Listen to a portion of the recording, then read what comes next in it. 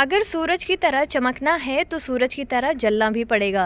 Very good morning friends, स्वागत है आप सभी का आपके अपने चैनल ऑनलाइन स्टडी पॉइंट में। और आज है 7 नवंबर। आज हम देखेंगे 7 नवंबर के महत्वपूर्ण करंट अफेयर्स प्रश्नों को। दोस्तों, अगर आपने अभी तक हमारे चैनल को सब्सक्राइब नहीं किया है तो फटाफट सब्सक्राइब कर लीजिए और साथ ही बेल आइकन ज़रूर दबा लीजिए ताकि हमारे वीडियोज़ की नोटिफिकेशन आपको मिलती रहें। चलिए शुरू करते हैं आज की वीडियो को। आज का पहला सवाल है, हाल ही में किसने हॉकी महिला एशियाई चैंपियंस ट्रॉफी 2023 जीत लिया है? इसका सही जवाब है ऑप्शन सी, भारत। दोस्तों, भारत की हॉकी महिला टीम ने एशियाई चैंपियंस ट्रॉफी 2023 का खिताब दूसरी बार जीत लिया है, जापान को हराकर। ये है हमारी इंडियन हॉकी टीम अपनी जीत का इजहार करते हुए। भारतीय महिला टीम ने खिताब धारक जापान को 4-0 से हराकर अपना दूसरा एशियाई चैंपियंस ट्रॉफी खिताब जीत लिया है।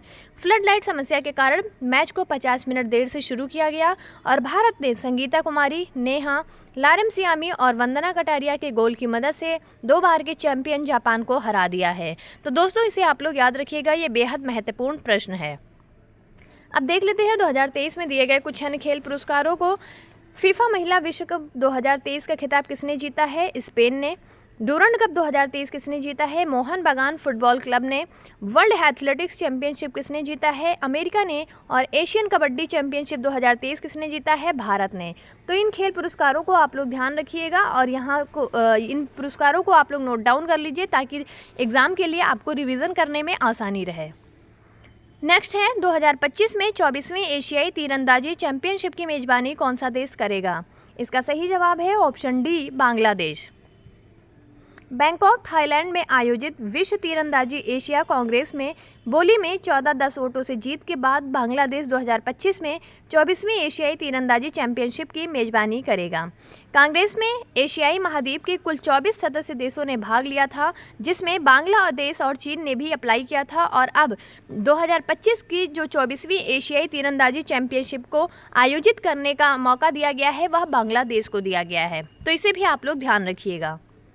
बात करें बांग्लादेश की तो राजधानी है ढाका, राष्ट्रपति हैं मोहम्मद शहाबुद्दीन, प्रधानमंत्री हैं यहाँ की शेख हसीना और मुद्रा है टका।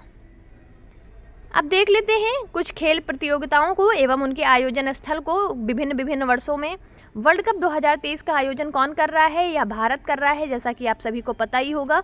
राष्ट्रमंडल खेल 2026 का आयोजन कौन करेगा? ऑस्ट्रेलिया करेगा। ओलंपिक खेल 2024 का आयोजन कहाँ किया जाएगा? तो यह फ्रांस में किया जाएगा। मोटो जीपी 2023 का खिताब कहाँ आयोजित किया जाएगा? तो यह किया जाएगा भारत में। तो इसे आप लोग ध्यान रखिएगा दोस्तों, यहाँ से भी अक्सर प्रश्न पूछ लिए जाते हैं।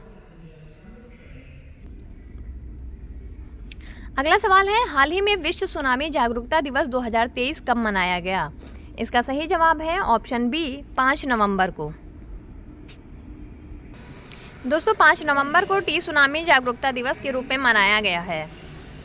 इसे सुनामी के बारे में जागरूकता फैलाने के उद्देश्य से मनाया जाता है। इस वर्ष इसकी थीम क्या थी दोस्तों? तो इसकी थीम थी लचीले भविष्य के लिए असमानता से लड़ना। 2015 में संयुक्त राष्ट्र महासभा ने 5 नवंबर को विश्व सुनामी जागरूकता दिवस के रूप में घोषित किया था। 5 नवंबर 2016 को पहली बार प्रथम विश्व सुनामी जागरूकता दिवस मनाया गया था। तो दोस्तों, इसे आप लोग याद रखिएगा, जो हमारे यहाँ चक्रवाती तूफान होते हैं, सुनामी, उन्हीं के संबंध में जागरूकता फैलाने के लिए यह दिवस मनाए जाना शुरुआत किया गया था। अब देख लेते हैं नवंबर माह में मनाए जाने वाले कुछ अन्य प्रमुख दिवसों को। 1 नवंबर को मनाया जाता है विश्व शाकाहारी दिवस। 5 नवंबर को मनाया जाता है विश्व सुनामी दिवस। 7 नवंबर को मनाया जाता है शिशु सुरक्षा दिवस और 10 नवंबर को मनाया जाता है परिवहन दिवस। तो इन डेट्स को आप लोग याद रखिएगा और इनकी थीम पर भी एक सरसरी निगाह डालते रहिए। नेक्स्ट है, हाल ही में भारत के लिए फिडे ग्रैंड स्विस महिला वर्ग का खिताब किसने जीता है?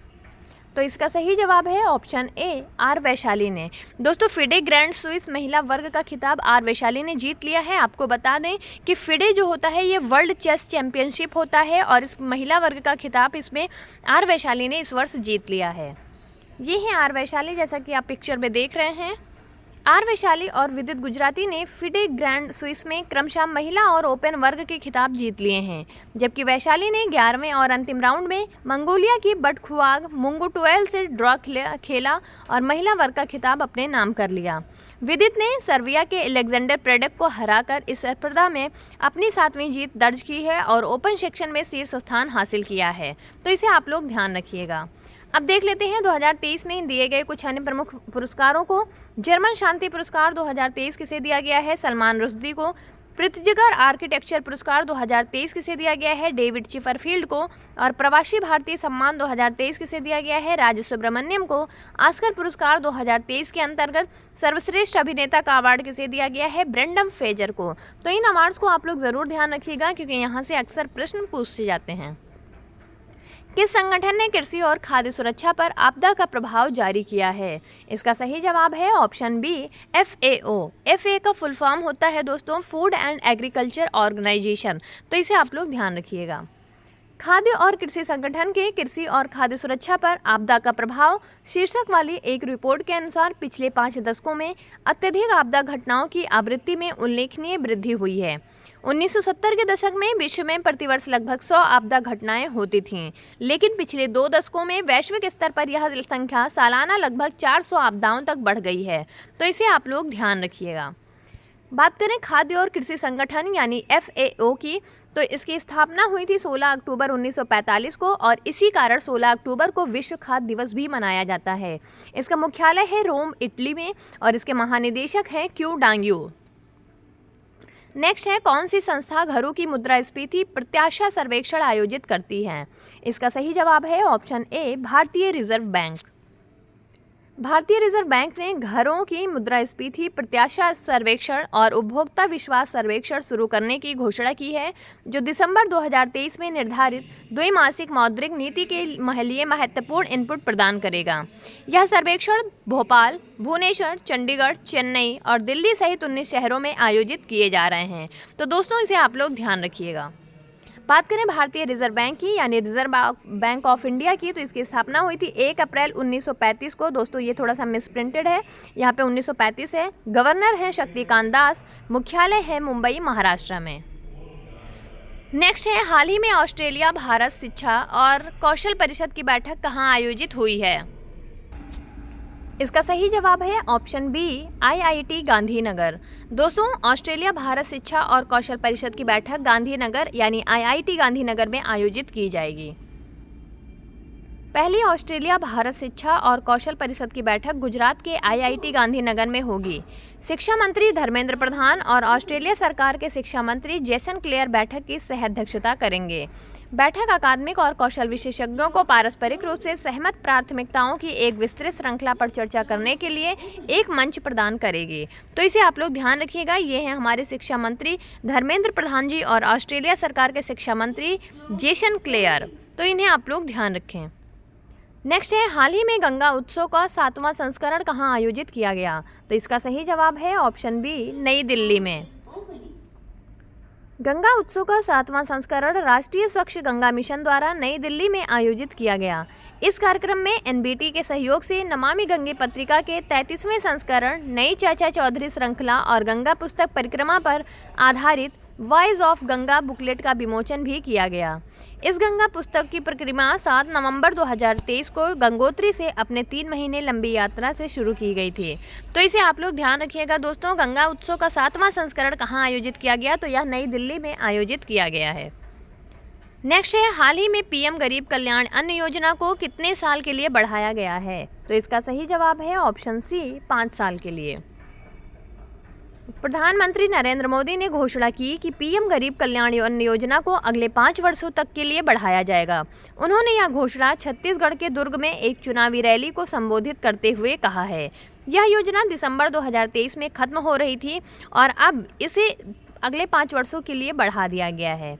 सरकार ने NFSSA और अन्य कल्याणकारी योजनाओं के तहत खाद्य सब्सिडी पर 2023 में 2 लाख करोड़ रुपए से अधिक खर्च करने का वादा भी किया है, तो इसे आप लोग ध्यान रखिएगा। ये मोदी जी की चुनावी रणनीति के अंतर्गत एक बहुत ही महत्वपूर्ण योजना है जो इनके द्वारा छत्तीसगढ़ में घोषित की गई है। आज का आखिरी सवाल है, भारत ने किस देश से S-400 वायु रक्षा मिसाइल स्क्वाड्रन खरीदे हैं? तो इसका सही जवाब है ऑप्शन डी, रशिया से। भारतीय वायुसेना ने चीन और पाकिस्तान के साथ अपनी सीमाओं पर अपने 3 S-400 वायु रक्षा मिसाइल स्क्वाड्रनों का सफलतापूर्वक संचालन किया है। 2018-19 में भारत ने रूस के साथ 35,000 करोड़ रुपए की S-400 मिसाइलें खरीदने पर सहमति व्यक्त की थी। जिन 5 स्क्वाड्रनों को वितरित किया जाना था उनमें से 3 को वितरित कर दिया गया है, जबकि 2 की डिलीवरी रूस यूक्रेन संघर्ष के कारण बाधित हो गई थी। तो इसे आप लोग ध्यान रखिएगा।